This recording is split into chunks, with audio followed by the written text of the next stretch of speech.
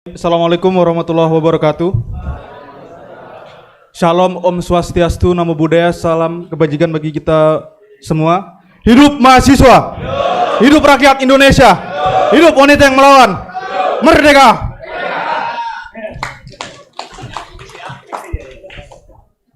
Jadi di dalam undang-undang pasal 28H ayat 1 berbunyi setiap orang berhak hidup sejahtera lahir dan batin, bertempat tinggal dan mendapatkan lingkungan hidup yang baik dan sehat serta berhak memperoleh pelayanan kesehatan.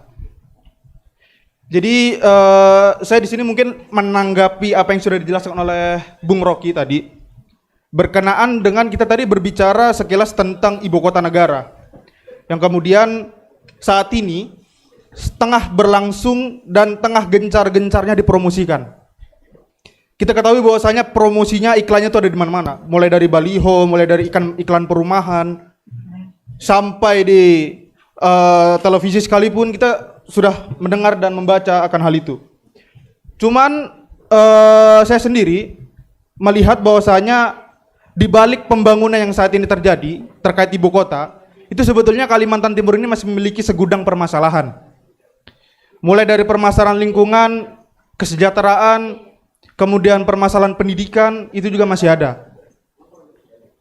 Data yang saya dapat, beberapa waktu yang lalu terjadi kelangkaan bahan bakar minyak bersubsidi, yaitu solar, dan juga kelangkaan gas LPG 3 kg. Yang kemudian permasalahan ini tentu sedikit menelisik batin saya. Kenapa kemudian Kalimantan Timur yang memiliki kontribusi 26% sebagai penyumbang bahan bakar minyak Indonesia, di dalamnya terjadi kelangkaan terutama bahan bakar minyak bersubsidi. Kemudian dari sisi lingkungan, di Balikpapan sendiri ada beberapa kasus seperti misalkan kasus smelter di mangrove. Dan yang saya dapatkan datanya terkait hutan yang ada di Kalimantan ini sebesar 70% hutan di Kalimantan Timur, di mana 60% dari hutan tersebut itu merupakan hutan produksi. Secara logika bagi saya, ketika kemudian hutan tersebut dirambah dan dirubah menjadi daerah-daerah yang tidak menyediakan ruang resapan air, otomatis ini akan berpengaruh kepada ruang-ruang kehidupan. Contoh misalkan terhadap ekosistem hutan yang ada. Bagaimana kemudian dengan konsep yang ada bahwasanya ibu kota ini digadang-gadang akan memiliki konsep green city, blue city atau apapun itu. Apakah ada jaminan bahwasanya kawasan hijau ini tetap ada? Padahal yang kita tahu sebelum ibu kota negara pindah ke sini, itu permasalahan lingkungan seperti tambang dan hutan itu sudah ada. Dan saat ini itu belum sepenuhnya teratasi. Kemudian dengan ibu kota datang dan ditetapkan di Kalimantan Timur dan ditetapkannya di daerah yang terbelakang juga, di mana di sana sebagian besar kawasannya masih hutan, walaupun memang sebagian adalah lahan pemerintah. Dengan mobilisasi ratusan hingga jutaan penduduk dari seluruh Indonesia yang mayoritas dari Jawa, itu memiliki potensi bahwasanya akan bertambah permasalahan-permasalahan yang ada di ibu kota. Yang saya khawatirkan sebenarnya satu aja, Bu. Ketika kemudian ibu kota negara dipindahkan ke Kalimantan Timur, justru permasalahan di ibu kota yang lama itu dibawa ke sini. Bukan hanya hal-hal baiknya saja yang dibawa, tapi hal-hal negatifnya. Yang saya tahu, Jakarta dulu di tahun 50 dan 40-an itu sebagian besar wilayahnya masih banyak hutan, masih hijau. Namun sekarang kita tahu bahwasanya kawasan terbuka hijau di sana, lahan-lahan resapan air di sana berkurang drastis. Dan kekhawatiran itulah yang kemudian akal pikiran saya, bagaimana kemudian Kalimantan Timur yang kita tahu bahwasanya sebagian besar wilayahnya adalah hutan. Kayak kecil Mas Itu nantinya akan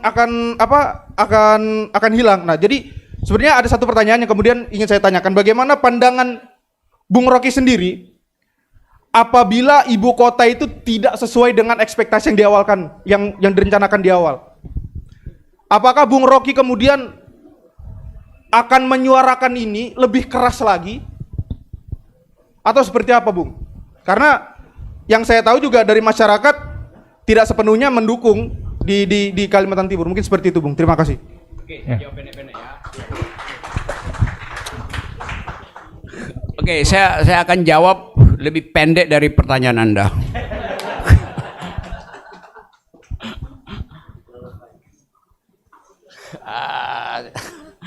Kamu jurusan apa kuliahnya ya? Oke. Hukum apa? Hukum pidana, perdata. Oke, di dalam ilmu hukum ada prinsip bunyinya begini. Pacta sunt servanda rebus sic stantibus. Pernah tahu prinsip itu? Nggak tahu. A pact must be served. Pacta sunt servanda. Perjanjian itu harus diselenggarakan. Jadi perjanjian harus diselenggarakan. Tapi seringkali orang lupa di belakang itu ada frasa yang saya sebut dalam bahasa Latin tadi, rebus sic stantibus. Rebus itu bahasa Inggrisnya thing, kata sesuatu hal. Misalnya kita bilang res publica, hal-hal menyangkut publik, urusan publik. Rebus sic stantibus. Sic artinya masih seperti itu. Standibus artinya Inggris apa standibus ya? Stand still. Jadi kita sebut perjanjian harus dijalankan bila syarat-syaratnya masih seperti itu pada waktu perjanjiannya dibuat. Itu namanya prinsipnya rebus sic stantibus. Oke. Sekarang ada perjanjian untuk membuat ibu kota. Oke. Nggak ada soal. Itu perjanjian politik antara antara presiden dengan rakyat yang dia janjikan. Pertanyaan kita, apakah di awal kampanye presiden ada janji itu? Nggak ada. Berarti rebus sic stantibusnya tidak ada. Jadi batal demi akal. Itu intinya tuh. Tapi kemudian, karena itu saya mau terangkan, kemudian ide itu tiba-tiba muncul. Lalu ditarik ke belakang. Ada ada Pacta sunt servandanya, yaitu sejak Presiden Soekarno. Presiden Soekarno juga mau pindahin ke Palangkaraya. Tapi rebus sic stantibusnya beda. Presiden Soekarno menginginkan ada ibu kota yang dibangun sendiri oleh rakyatnya tuh. Oke. Sekarang Presiden Jokowi bilang, oh iya itu kita bangun sendiri juga. Ya tapi investornya investor asing, arsiteknya arsitek asing segala macam. Oh itu nggak ada soal karena dunia udah berubah. Mending kita pakai tenaga asing untuk bangun itu. Nggak ada soal juga tuh. Pacta sunt servandanya. Soeharto juga mau pindahin. SBY mau pindahin ke Jonggol. Tapi batal juga. Kenapa? Bukan karena rebus sic stantibusnya. Tapi skala ekonominya waktu itu tidak memungkinkan. Itu perjanjiannya batal. Karena terlalu berat buat anggaran. Sekarang juga begitu, orang mempersoalkan skala ekonomi kita belum cukup untuk membiayai ibu kota yang 400 triliun, yang kemungkinan besar berubah jadi 600 triliun, lalu jadi 1.200 triliun. Jadi dari segi itu, kalau saya Sri Mulyani teman baik saya, dia pusing dari mana cari uang itu. Tapi Presiden Jokowi bilang, oke, nggak usah dipikirkan itu. Itu adalah proyek swasta murni. Itu namanya Pacta sunt servanda. Sekarang beliau hianati sendiri Pacta sunt servandanya, yaitu pakai APBN. Di situ saya marah itu. Karena APBN itu adalah hak anak Kalimantan untuk sekolah. Itu intinya. Saya nggak persoalkan prospeknya, saya persoalkan versi hukumnya. Anda berjanji dulu, oke. Anda tidak pernah berjanji untuk pindahan ibu kota. Kenapa sekarang ada? Oke. Anda tidak pernah berjanji bangun ibu kota dengan APBN. Kenapa sekarang pakai APBN tuh? Kan itu intinya kan. Ucapan pemimpin itu kita pegang itu. Soalnya. Presiden bilang, bisa kita bangun lewat APBN. Saya tanya pada Sri Mulyani, ada berapa surplus APBN Anda yang Anda simpan itu? Ada 200 sampai 300 triliun. Itu hak saya. Nggak boleh negara itu menyimpan tabungan. Itu gila negara. Kalau bapak Anda bilang, saya punya tabungan, terus Anda nggak dapat uang jajan, uang kuliah, itu bapak Anda artinya pelit. Jadi dia miskinkan Anda supaya tabungannya tetap utuh. Kalau kita cek mau pakai apa tabungan itu, ya mungkin mau pakai kawin lagi. Mungkin. Itu juga kecurigaan saya. Kenapa negara punya surplus dengan ekspor komoditas, batu bara dari Kalimantan Timur, sawit di Kalimantan Timur diekspor, APBN masuk 200 triliun, tapi nggak balik ke Kalimantan Timur. Mau dipakai apa kalau begitu tuh? Itu yang kita tanya. Kan anggarannya nggak dipakai, itu artinya korupsi. Dia mesti habis anggaran itu. 2023 tahun politik. Maka saya menduga dengan keras, dengan analisis akademis, uang itu akan dipakai untuk membeli suara. Dalam bentuk money politics. Kenapa? Orang yang miskin gak bisa makan, dikasih amplop sedikit, dia pasti hura-hura itu. Dan itu yang paralel dengan yang sekarang lagi dilakukan oleh Pak Jokowi. Musyawarah rakyat dari mana-mana. Padahal beliau sendiri bilang, oke, kita akan bikin pemilu. Tanya pada KPU, udah dapat duit belum? Gak ada uang masuk. Berarti pemilu bakal batal. Diganti oleh apa? Musyawarah rakyat. Duitnya dari mana? Ya duit APBN yang dipakai untuk main politik. Yang adalah hak mak-mak yang kekurangan oksigen di puskesmas, sehingga harapan hidup ibu yang melahirkan itu akhirnya banyak yang morbiditasnya naik. Jadi saya tagih itu. Bahkan orang bilang, kok Rocky Gerung anti IKN? Enggak, saya tidak anti IKN. Saya anti cara berpikir yang menipu. Itu poinnya. Dan bahkan saya usulkan, kalau bisa, IKN itu mahal sekali itu. Bikin aja di setiap ibu kota, ada 34, bikin istana kepresidenan. Murah tuh. 1 triliun. 34 provinsi cuma 34 triliun. Jadi setiap ibu kota ada istana kepresidenan. Itu sama juga efeknya kan? Nanti dibikin jalan juga, nanti dibikin bendungan juga tuh. Sama aja idenya tuh. Tapi itu tidak mengambil hak mak-mak untuk membayangkan masa depan anaknya. Sekarang saya terangkan, kenapa saya tentang itu.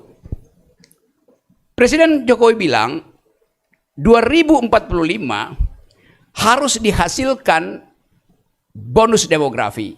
Bagus idenya. Apa itu bonus demografi? Kemampuan intelektual bangsa ini akan melampaui kemampuan intelektual Eropa dan Amerika yang struktur kependudukannya itu harus membiayai orang tua. Itu namanya bonus demografi. Bonus demografi itu bukan antara kita dan negara lain. Itu namanya bonus demografi itu.